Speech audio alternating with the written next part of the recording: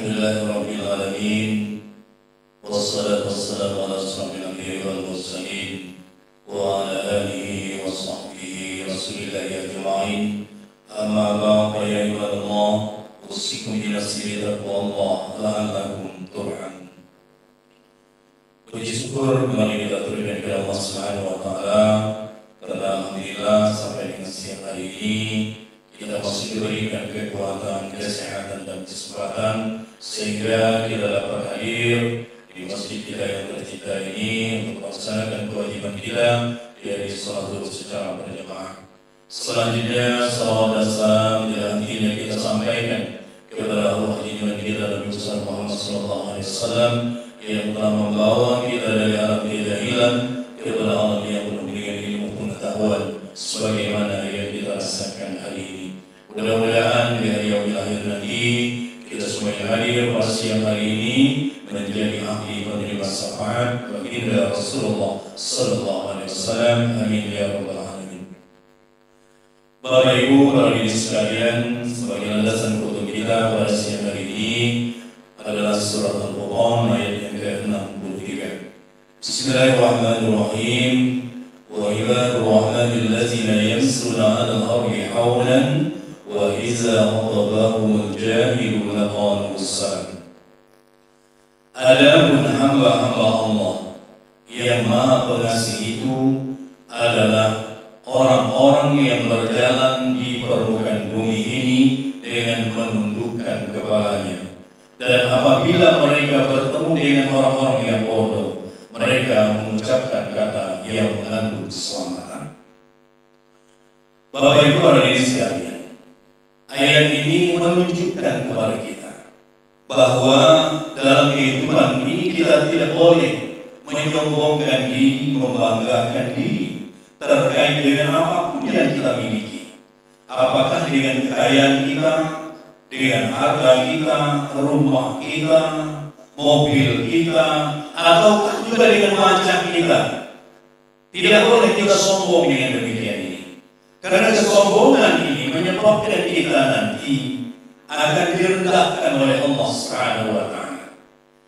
Maka di dalam kitab Durratul Nasir itu dijelaskan, dikatakan oleh baginda Rasulullah SAW bahwa setiap kita ada di atas kepala kita suatu rantai yang sampai mengangkat kita ke langit yang ke-7, tapi ada satu rantai lagi yang sampai ke bumi, lapis bumi yang ke-7. Artinya apa? Ketika kita merendahkan diri tawadu karena Allah Subhanahu wa taala, Allah angkat derajat kita ke tempat yang tertinggi. Tapi sebaliknya kalau kita menyombongkan diri, membanggakan diri, Allah rendahkan derajat kita sampai ke lapisan bumi yang ke-7 sana. Jadi oleh karena itu Bapak Ibu sekalian, tidak ada gunanya kita sombong dalam kehidupan ini. Dari Qais bin Hasim dijelaskan pada suatu hari Umar bin Khattab ini pergi dari Syam, dan pada saat itu beliau ini adalah Khalifah Amirul Mukminin. Maka dia membuat suatu aturan dengan kudanya. Jadi perjalanan satu yang memegang tali untanya, yang giliran pertama yang naik dari unta itu adalah Umar bin Khattab. Maka kudanya yang memegang tali kekangnya. Setelah itu giliran kudanya yang di atas unta, Umar lagi yang memegang tali kekang unta itu. Tapi begitu dekat dengan Syam, negeri Syam, giliran itu jatuh pada Umar bin Khattab. Dan Umar bin Khattab yang memegang tali unta itu, kudanya duduk di atas unta itu. Begitu hebatnya para sahabat mengajarkan kepada kita bahwa kita ini sama, tidak ada beda kita dengan Allah Subhanahu wa taala. Yang membeda kita adalah ketakwaan kita itu sendiri. Nah, kemudian sampai dekat dengan negeri Syam, Ibnu Umar bin Khattab ini menemukan suatu air, maka dia jemur ke dalam air itu sambil tangannya memegang tali kekang kuda itu, dan di ketiaknya, di kuping bawah sandalnya. Dan pada saat itu keluar Abu Ubaidah bin Al-Jarrah, seorang penguasa negeri Syam yang merupakan salah satu orang yang dijamin masuk surga oleh baginda Rasulullah SAW. Apa kata Ubaidah? Dia katakan, wahai Amirul Mukminin,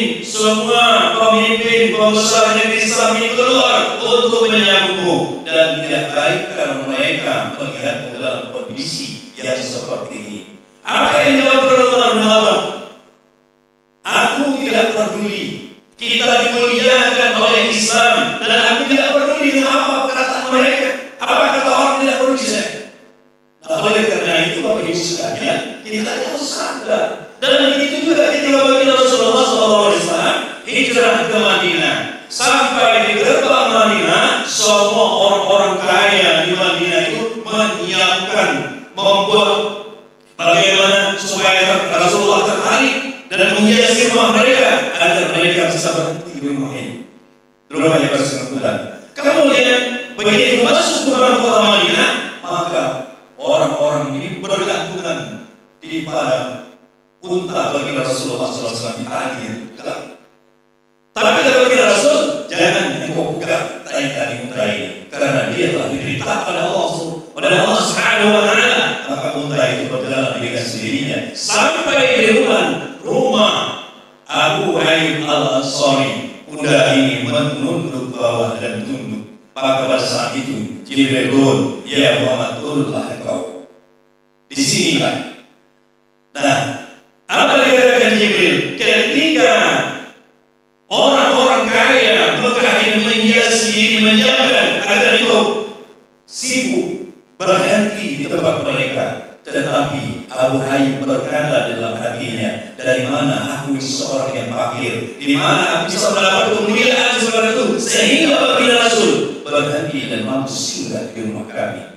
Disebabkan oleh itu, Bapak Ibu sekalian, dengan tawaduknya kita, dengan rendah hatinya kita, maka Allah akan mengangkat derajat kita. Man tawaddu'a rafa'ahu Allah, wa man takabbara wada'ahu Allah. Jadi barang siapa yang merendahkan diri kepada Allah Subhanahu wa Ta'ala, maka Allah akan mengangkat derajatnya. Tapi sebaliknya, ketika kita menyombongkan diri kita, maka Allah akan merendahkan derajat kita.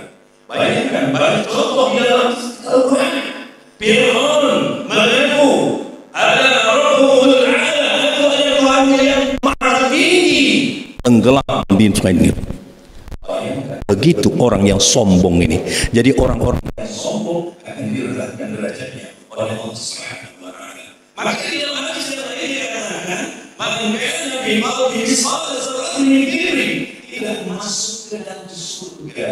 Orang yang di dalam hatinya ada sebesar zahra rasa kesombongan ini. Jadi sombong yang dimiliki oleh seorang menghalangi dirinya untuk masuk surganya Allah Subhanahu wa Ta'ala. Sombong dengan jabatannya, sombong dengan pangkat dan kedudukannya, sombong dengan kekayaannya, sombong dengan ilmunya, sombong dengan kealimannya. Maka pada saat itu Allah sedang merendahkan dirinya sendiri. Apa guna diri kita ini? Bagaimana kita bisa sombong? Bahkan dikatakan kita ini tidak bisa sombong. Kenapa? Ada seorang ulama berkata, kenapa yang menyebabkan kamu sombong? Bukankah kamu tercipta dari setetes mani yang menyejikkan? Kemudian di akhir ayatmu nanti adalah bangkai yang juga menjijikkan. Di antara mani dan bangkai itu, kemanapun kita ini pergi, ada tinja di dalam perut kita. Lalu atas dasar apakah kita menyombongkan diri, membanggakan diri? Dan itu bukanlah sifat seorang yang alim, sifat seorang mukmin yang sejati. Maka oleh karena itu, camkan, renungkan, jadilah kita orang yang selalu tawaduk kepada Allah Subhanahu wa Ta'ala. Demikian yang bisa disampaikan, lebih dan kurang mohon maaf. Billahi taufiq wal hidayah. Wassalamualaikum warahmatullahi wabarakatuh.